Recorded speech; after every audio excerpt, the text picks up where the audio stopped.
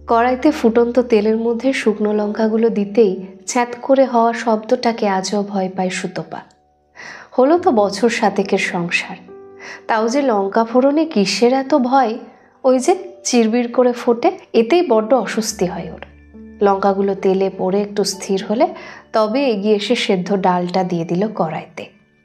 ওদিকে মাছগুলো নুন, হলুদ আর কাঁচা সর্ষের তেল দিয়ে অনেকক্ষণ মাখিয়ে রেখেছে। কিছু না হোক একটু ডাল আর মাছ ভাজা দিলেই সমীর সোনা মুখ করে খেয়ে নেয়, কিন্তু সেটা সময় দিতে হবে। 9টার গেদে লোকাল না পেলে অফিসে ঢুকতেই দেরি হয়ে যায় যে ওর। আর এই যে বেরোবে আর ঢুকবে সেই রাত 9টা। এসে থেকে এমন ক্লান্ত হয়ে থাকে, যাই বলতে যাই সবসময় যেন আগুন ছোটে। কথা বলতেই ভয় লাগে সুতপার। কাল রাতে মামায়ের নতুন স্কুলে ভর্তি হওয়ার কথা বলতে গেছিল, হয়ে তো গেল 3:30। 4-এ কোনো ভালো স্কুলে না দিতে পারলে বড্ড দেরি হয়ে যাবে, এই ভাবনা থেকেই বলতে গেছিল। কিন্তু যেভাবে রিয়াক্ট করলো, বড্ড অপমান লেগেছে সুতপার। হতে পারে বাড়িতেই থাকেও, কিচ্ছু করে না, কিন্তু খাটনি সে কি কিছু কম? কোন সকালে উঠে মামাইকে তৈরি করে স্কুলে পাঠিয়ে দিয়েই সেই যে দিন শুরু হয়, শেষ হয় সেই রাত 12টায়।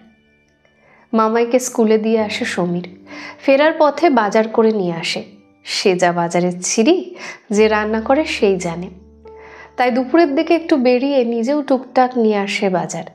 মেয়ের বাড়ন্ত বয়সে এই সময় একটু ফল, একটু দুধ না দিলে মাথা তুলে দাঁড়িয়ে থাকবে কি করে বহুদিন পর্যন্ত?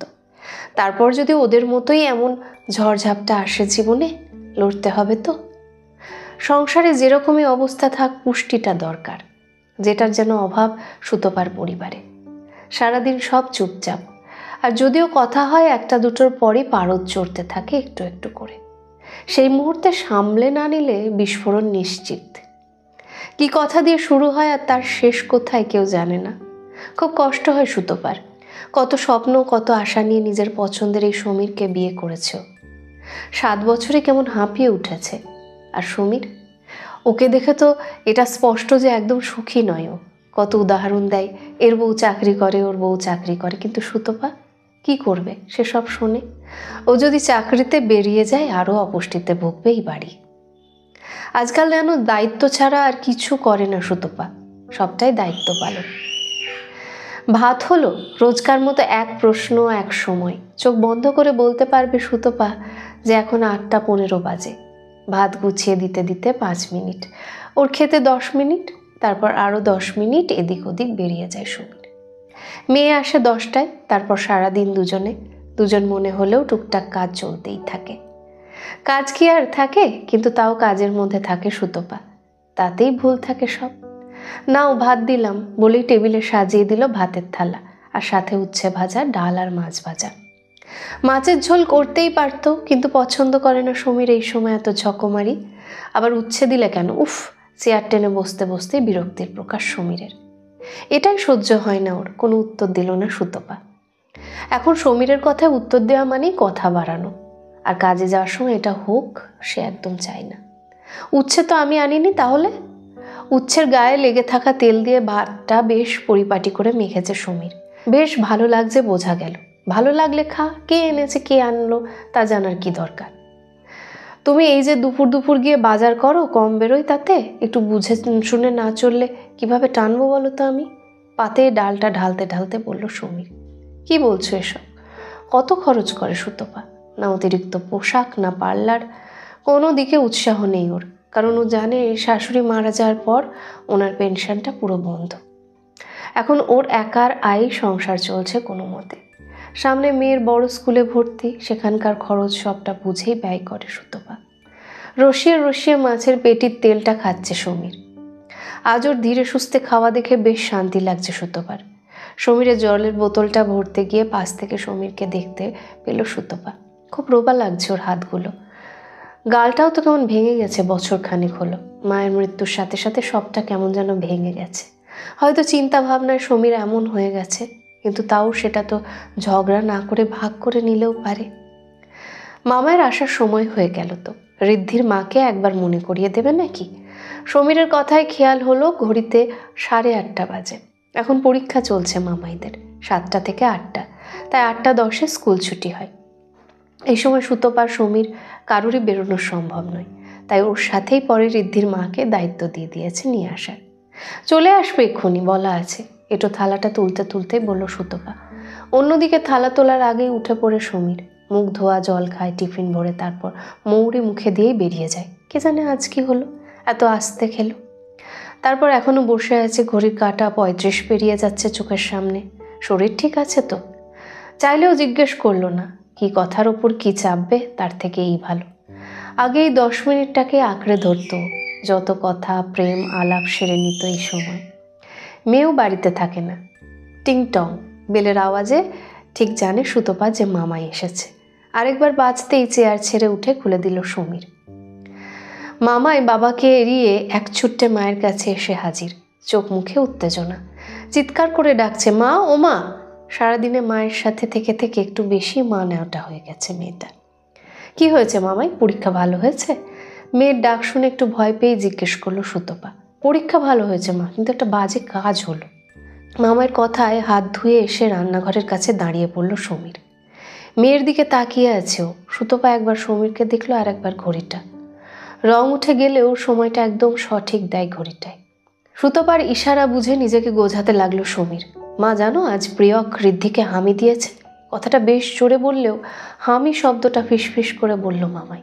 হামি শব্দটা যে একটু লুকিয়ে রাখতে হয় সেটা 4 বছরের মামাই বেশ জানে দেখে চিন্তায় পড়ল সুতপা। সারাদিন কার্টুন খেলা, এর বাইরে তো সেরকম কিছু নেই। তাহলে কোথা থেকে জানলো যে হামি শব্দটা একটু রেখে ঢেকে রাখতে হয়? কেন রে, ঋদ্ধি কি এমন করলো যে হামি দিল? খুব সরল ভাষায় প্রশ্নটা করলো সুতপা। আসলে প্রিয়ক একটা অঙ্ক পারেনি, ঋদ্ধি বলে দিল, তাই ওর গালে জোরে একটা হামি দিল প্রিয়ক পরীক্ষার শেষে। কথাটা বলার সাথে সাথে মেয়ের মুখ লাল হয়ে যাচ্ছে, সেটা সুতপার চোখের আয়নি। বুকটা ধক করে উঠল ওর। কি করে জানলো এইসব এই বয়সে? কোথা থেকে শিখছে? আর প্রিয়ক ছেলেটা কতটা পাকা যে একটা মেয়েকে হামি দেয়? আর ভাবতে পারছে না সুতপা। বরটা তো হাতের বাইরে কবেই চলে গেছে, মেয়েটাও। চিন্তায় কুঁকড়ে যাচ্ছে সুতপা। আচ্ছা মামাই, হামি দিলে কি হয়? কি উত্তর পাবে জানে না সুতপা, তাই ভয়ে ভয়ে জিজ্ঞেস করলো। আরে মা, ওরা একে অপরকে লাভ করে ফেলেছে, তাই তো কিস করলো। খুব চেপে চুপে বলল মামাই, কিন্তু শেষ রক্ষা হলো কই। ঘর থেকে রান্নাঘরে ছুটে এলো সমীর। হা ভগবান, আবার না রেগে যায়, মেয়েকে না মেরে দেয়।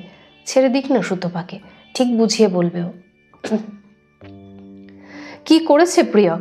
গম্ভীর গলায় জিজ্ঞেস করলো সমীর। মামাই একটু অগোচরে বলল, লাভ, বয়ফ্রেন্ড গার্লফ্রেন্ড ওরা। আমার আর মায়ের মতো? জিজ্ঞেস করলো সমীর। মামাই বোধহয় সাহস পেয়ে গেছে এবার, সামলে নিয়ে বলল, না, তোমরা তো ঝগড়া করো, আর ফ্রেন্ডরা ঝগড়া করে না। সমীর তাড়াতাড়ি এগিয়ে গেল সুতপার সামনে, তারপর জড়িয়ে ওর গালে একটা মিষ্টি চুমু এঁকে দিল। থ হয়ে গেল সুতপা। কি ছিল এটা? কতদিন পর ছিল সেটাও জানা নেই।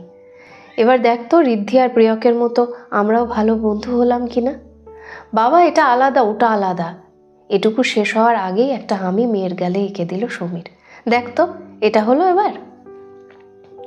গলিয়ে যাচ্ছে বোধহয় মামাইয়ের এবার। এটা কেমন হলো? বাবা মাকে হামি দিল, বাবা মামাইকেও হামি দিল, আবার ঋদ্ধিকে প্রিয়ক হামি দিল। হামি সবাই সবাইকে দিতে পারে নাকি? মিষ্টি করে জিজ্ঞেস করলো মামাই।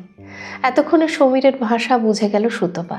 আর দেরি করলো না, তাড়াতাড়ি সমীরের গালে এঁকে দিল বহুদিনের কাঙ্ক্ষিত চুম্বন। তার জেরে একটু কেঁপে গেল বোধহয় সমীর। তারপর সুতপা এসে মেয়ের গালেও একটা হামি খেলো। মামাই আর কিছু বুঝতে পারছে না, বা চাইলেও না। পটপট করে ও এসে মা বাবাকে হামি খেয়ে দিল। সব প্রশ্নের উত্তর পেয়ে গেছে বোধহয় মামাই। হামি চুমু যাই হোক, সবটাই ভালোর চিহ্ন, ভালোবাসার চিহ্ন, ভালো থাকার চিহ্ন। বাচ্চারা নিজেদের মতো একটা ভাবনা সাজিয়ে নেয়, আর তাদের ভাবনাকে ভুল প্রমাণ করার দায়িত্ব পরিবারের। তাই ঝগড়া নয়, ওদের সামনে আমাদের দাম্পত্যকে চুম্বন দিয়ে সাজানো উচিত, বোঝানো উচিত এটা ভালোবাসার প্রতীক। লজ্জা নয়, আনন্দে বলা উচিত, আমরা ভালোবাসি, আমরা হাসি। 10টা 20টা 30টা 50টা 80টা 90টা সেঞ্চুরিটা হামি দিয়েই সাজান পরিবারকে। বাচ্চা শিখুক এটা ভালোবাসার প্রতীক। কি গো, অফিসে যাবে না? আর বাঁধো বাঁধো লাগছে না সুতপার, স্বাচ্ছন্দ্যে জিজ্ঞেস করলো। আর হেসেও উত্তর দিল সমীর, না, আজ বাড়ি থেকে শুধু 3 জনে হামি খাবো, সাথে বিরিয়ানি। ইয়ে বলে লাফিয়ে উঠল মামাই।